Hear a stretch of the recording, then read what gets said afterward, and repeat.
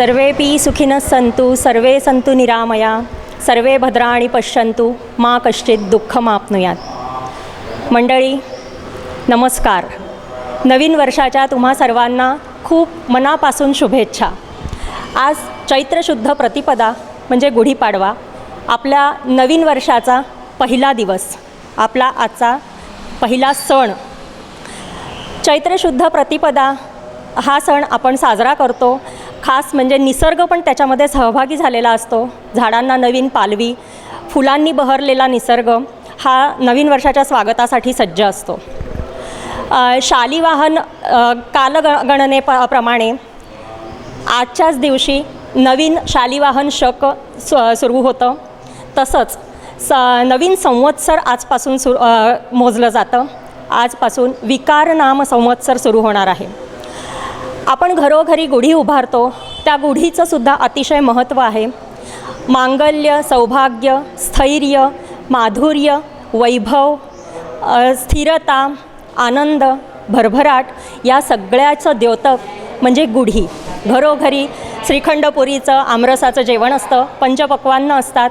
नवीन वर्षाचं स्वागत करण्यासाठी आपण आनंदाने गोडाधोडाचा स्वयंपाक करून देवाला नैवेद्य दाखवत असतो। गाठीची माळ आणि कडुलिंबाचा पाला हे गुढीला घालून सजवलं जातं। कडुलिंबाचं महत्त्व आरोग्यासाठी खूपच आहे, आपण जाणतोच। आणि उन्हाळा सुरू झालेला आहे, चैत्र महिना म्हणजे, तर गाठीची माळ ही गारवा देणारी असते, माधुर्य निर्माण करणारी असते, पित्तशामक असते, म्हणून ती गुढीला अर्पण केली जाते। आपल्या प्रत्येक सणाचं आरोग्याचं आणि मांगल्याचं असा एक संबंध आहे। आजचा दिवस हा ब्रह्मानी सृष्टी निर्माण केल्याचा दिवस आहे।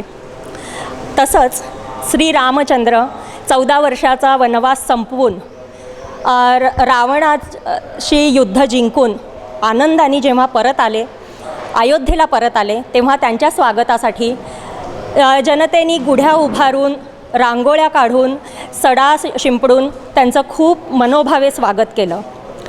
आजचाच दिवस आपण गुढ्या उभारून साजरा करतो। तर आज आपण बघणार आहोत बडोदा शहर, जे कला नगरी आणि संस्कार नगरी म्हणून प्रख्यात आहे। आपल्या शहरामध्ये आपण नवीन वर्षाचं स्वागत कशा प्रकारे करतोय, आपले शहरी कलाकार जे आहेत या मंडळींनी नवीन वर्षाच्या स्वागतासाठी काय कष्ट घेतलेले आहेत, चला माझ्याबरोबर, मी तुम्हाला आज दाखवणार आहे।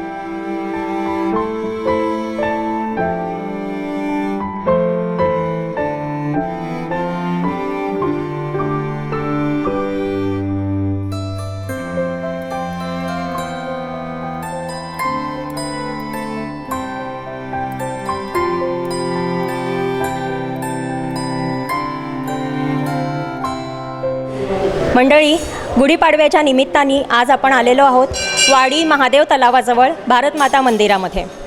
भारतमाता मंदिराच्या बाहेर प्रांगणामध्ये आज 15-16 मोठमोठ्या रांगोळ्या काढण्यात आल्या आहे नवीन वर्षाच्या स्वागतासाठी। आणि ह्या रांगोळ्या काढल्या आहेत एकदंत रांगोळी ग्रुप बडोदे यांच्या सर्व कलाकार मंडळींनी। दीपक नाचणकर आत्ता आपल्याबरोबर आहेत आणि हे ग्रुप सगळं ऑर्गनाईज करण्यामध्ये यांचा मोठा वाटा आहे। शिवाय शेखर खेडकर सर आहेत, प्रदीप सक्काळ आहेत आणि दीपक भाऊ आहेत। तर आपण सर्वांशीच बोलणार आहोत। चला तर मग पहिला प्रश्न दीपक तुमच्यासाठी आहे। इतक्या सुंदर रांगोळ्या बाहेर काढलेल्या आहेत, रंगसंगती आणि सगळ्या आकृत्या, त्यातलं जे वळणदार सगळी डिझाईन आहे खूप सुंदर आहे। मला असं विचारायचं आहे, हे महिलांचं वर्चस्व असलेलं क्षेत्र म्हणजे रांगोळी. या क्षेत्रात आपणही काहीतरी करावं असं का वाटलं, कधी वाटलं, काय प्रेरणा मिळाली आणि तुम्ही रांगोळी काढायला सुरुवात केली? मी लहानपणापासूनच रांगोळी काढत होतो.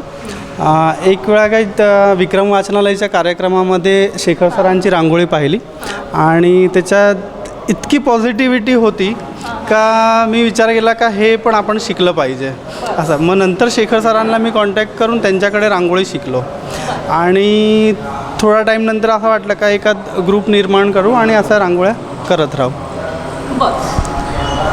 आत्तापर्यंत कोणत्या मोठ्या प्रसंगांमध्ये किंवा काही मोठ्या कार्यक्रमांमध्ये तुम्ही रांगोळ्या काढलेल्या आहेत की ज्याचा तुम्हाला खूप अभिमान वाटला, आनंद वाटला? मागच्याच वर्षी अखिल भारतीय मराठी साहित्य संमेलन झालेलं होतं. त्याच्यामध्ये एकदंत रांगोळी कलाकार ग्रुपला त्यांनी पूर्ण रांगोळीचं कार्य सोपलं होतं आणि त्याच्यामध्ये आम्ही सहभाग केला होता. इतक्या वर्षानंतर बडोद्यामध्ये एक साहित्य संमेलन आलं, त्याच्यात आम्हाला काम करून खूप म्हणजे असं वाटतं का अभिमानसारखी गोष्ट वाटते ते. आणि खूप चांगल्या रीतीने सगळ्या कलाकारांनी त्याच्यामध्ये पार्टिसिपेट केलं आणि खूप छान रांगोळ्या काढलेल्या आहे. त्यावेळेस ग्रंथदिंडीचा जो मार्ग होता, साहित्य संमेलनाच्या वेळेस ग्रंथदिंडी ज्या मार्गावरून गेली त्या पूर्ण रस्त्यांना रांगोळ्यांनी सुशोभित करण्यासाठी एकदंत रांगोळी ग्रुप सज्ज होता. अतिशय सुंदर रांगोळ्या काढल्या, असा जगभर त्याची खूप वखाणणी झाली होती. रांगोळ्यांच्या संदर्भात मला दीपकदादा तुमच्याशी बोलायचं आहे. संस्कार भारतीच्या या रांगोळ्या प्रसिद्ध आहेत त्याच्या चिन्हांमुळे, काय सांगाल त्याबद्दल? संस्कार भारतीच्या रांगोळ्या आपल्या हिंदू धर्माच्या भौतिक जे चिन्ह आहेत, जसं की बिंदू आहे, रेषा आहे, गोपद्मा आहे, ज्याला आपण गाईचं पाऊल म्हणतो. कुठल्याही शुभप्रसंगी आपल्या घरादारासमोर आपण त्या शुभचिन्हांनी रांगोळी काढलेली असते तर त्याची एक पॉझिटिव्हिटी आपल्या घरात तर येतेच, आपल्यामध्ये पण येते. आणि माझा हा गेल्या 15 वर्षाचा अनुभव आहे की ही मी रांगोळी काढल्यानंतर तुमच्यामध्ये तो एक कॉन्फिडन्स येतो. रांगोळी काढण्याचा तर येतोच, पण इतर कार्यांमध्ये पण तुमचा एक कॉन्फिडन्स हळूहळू वाढत जातो आणि तो हा माझा एक्सपिरियन्स आहे. शेखर खेडकर सर आहेत. अनेक वर्ष बडोद्यातल्या मुलींना, स्त्रियांना, पुरुषांना रांगोळी काढण्याचे ते धडे देत आहेत. स्वतः ते वर्कशॉप पण घेतात, क्लास घेतात आणि आपल्याकडे जास्तीत जास्त कलाकार निर्माण व्हावे या प्रयत्नात त्यांचा मोलाचा वाटा आहे. आपण त्यांच्याशी बोलतोय. सर नमस्कार. तुम्ही काय सांगाल, आज इतके वर्ष झाले तुम्ही रांगोळीचा सगळा उपक्रम राबवत आहे, कसा रिस्पॉन्स आहे? मुलं मुली असा सगळाच एकूण कसा रिस्पॉन्स आहे आपल्याकडे? खरं बघायला गेलं तर खूप उत्तम रिस्पॉन्स आहे. सुरुवातीला हे क्षेत्र महिलांपुरतंच मर्यादित होतं, परंतु हळूहळू पुरुषांनीसुद्धा या क्षेत्रामध्ये आघाडीवरती घोस मारलेली आहे आणि बरेच विद्यार्थी मी तयार केलेले आहे. आजपर्यंत जवळजवळ 800 ते 1000च्या वर मुलं मुली माझ्याकडे रांगोळी शिकून गेलेले आहेत आणि त्यातूनच आता पुष्कळ सगळे कमीत कमी 100च्या वर मुलं मुली व्यवस्थित काम करतायत. आमच्या एकदंत रांगोळी कलाकार ग्रुपमध्ये सुद्धा 60च्या आसपास मेंबर्स आहेत आणि आमचा प्रयत्न तोच आहे की ह्या रांगोळ्या जशा महाराष्ट्रामध्ये प्रसिद्ध आहेत तसं महाराष्ट्राबाहेर असलेल्या गुजरातमध्ये सुद्धा मराठी पुष्कळ बांधव आहेत आणि हे बडोदा हे स्टेट गायकवाडांचं आहे, म्हणजे मराठी स्टेटच आहे. तर ह्याच्यामध्ये सुद्धा ह्या रांगोळ्या जास्तीत जास्त प्रसिद्ध व्हाव्यात. तसंच ह्या रांगोळ्यांमुळे आज गरीब विद्यार्थ्यांना एक सोर्स ऑफ इन्कम उभा झालेला आहे. तर तोसुद्धा आमचा प्रयत्न आहे की ही मुलं आपल्या कुटुंबासाठी काहीतरी हातभार लावू शकतील, कारण की गुजरात हा हौशी प्रदेश आहे. गुजराती माणूस हा खर्च करायला मोकळ्या हाताने खर्च करतो आणि त्यांच्या लग्नकार्यात शुभप्रसंगामध्ये बरेच सगळे लोक आम्हाला रांगोळी काढायला बोलवतात. तर अशा वेळेस महिला एकट्या जाऊ शकत नाहीत, तर त्यांच्याबरोबर कोणीतरी पुरुष असावा लागतो. आता वडील भाऊ नोकरी करतात तर त्यांच्याबरोबर कोणी जाऊ नाही शकत, पण अशा ह्याच्यात पुरुषांनी आता रांगोळीमध्ये वर्चस्व निर्माण केल्यामुळे महिला आणि पुरुष मिळून जाऊन खूप मोठ्या प्रमाणात रांगोळ्या करू शकतात आणि खूप चांगल्या पद्धतीने त्याला आम्हाला प्रतिसाद मिळतो आहे.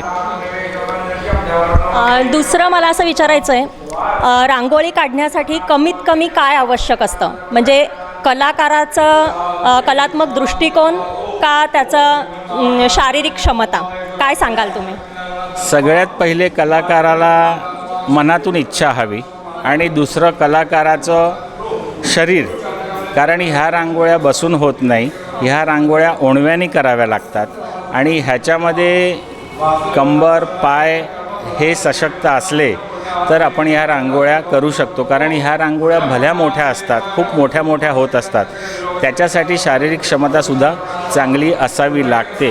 दुसरी एक गोष्ट मी नमूद करीन की जे दीपकदादांनी सांगितलं की ह्याच्यामुळे एक सकारात्मकता निर्माण होते, तशीच प्रत्येक कलाकारामध्ये कॉन्सन्ट्रेशनसुद्धा वाढतं याच्याने आणि आजूबाजूला किती पण लोक असले तरी रांगोळी काढणारा त्याच्यामध्ये मग्न होऊन जातं. त्याच्यामुळे तो एक ध्यानाचा प्रकार होऊ शकतो आणि ते त्याच्यामध्ये मेडिटेशन होतं असं मला वाटतं.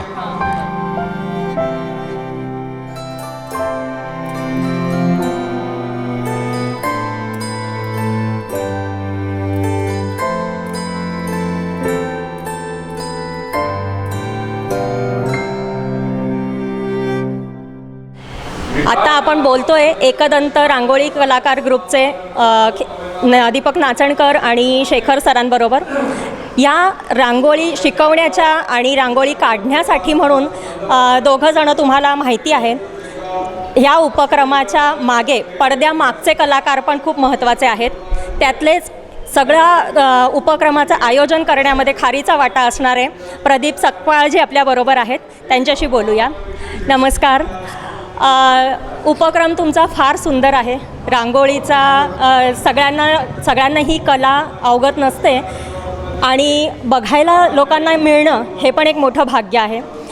मराठी परंपरा आहे खरं म्हणजे रांगोळीची. गुजरातसारख्या ठिकाणी तुम्ही खूप मोठ्या प्रमाणावर आयोजित करता. याच्या मागे तुम्हाला काय सामाजिक उद्देश वाटतो? काय ह्या उपक्रमाचा काय फायदा दिसतो तुम्हाला? आपली जी प्राचीन संस्कृती आहे, आपले जे संत साहित्य आहे किंवा आपले जे राष्ट्रपुरुष होऊन गेलेत महाराष्ट्रामध्ये गुजरातमध्ये, तर त्यांचं जे साहित्य आहे ते कोणत्या ना कोणत्या तरी मार्गातून आजच्या पिढीला कळावं, आजच्या पिढीपर्यंत पोचावं म्हणून ते व्याख्यानाच्या मार्फते असो, कीर्तन महोत्सवाच्या मार्फते असो किंवा अशा संस्कार भरती उपक्रमाच्या माध्यमातून असो, हे जास्तीत जास्त लोकांपर्यंत पोहोचवण्यासाठीच काहीतरी प्लॅटफॉर्म निर्माण करण्याची गरज असते. म्हणून हे सर्व करणे गरजेचं आहे. बरोबर. खूप चांगला उपक्रम आहे आणि लोकांचा रिस्पॉन्स पण खूप छान आहे याच्यासाठी. थँक्यू. मंडळी, आपली कलानगरी इतकी समृद्ध आहे. भरपूर प्रकारचे कलाकार वेगवेगळ्या कलांमध्ये पारंगत असणारे आणि त्यांच्या परीने ते आपल्या शहराला सजवतायत, नवीन वर्षाचं स्वागत करतायत. तुम्ही पण घरी गुढी उभारली असेल, गोडाधोडाचं जेवण केलं असेल. आज या कलाकारांनी इथे जी अद्भुत कला प्रस्तुती केलेली आहे, महारुद्र हनुमान मंदिर, महादेव तलाव वाडी या भागात नक्की या, भेट द्या आणि तुम्ही पण आनंद घ्या. आजच्या या स्पेशल गुढीपाडवा कार्यक्रमासाठी आम्ही पुन्हा आमच्या VNM TV FB live Marathi अस्मिता बडोद्याची या कार्यक्रमाच्या प्रेक्षकांना आणि समस्त बडोदेकरांना शुभेच्छा देतो. नवीन वर्ष तुम्हाला अतिशय आनंदाचं, भरभराटीचं जावो आणि खूप सुखसंपन्नता येवो. आज आपण भारतमाता मंदिरात आहोत, तर एक स्पेशल देवापुढे प्रार्थना की भारतमाता ही उत्तम नेतृत्व लाभो भारतमातेला आणि आपला देश समृद्ध हो. नमस्कार.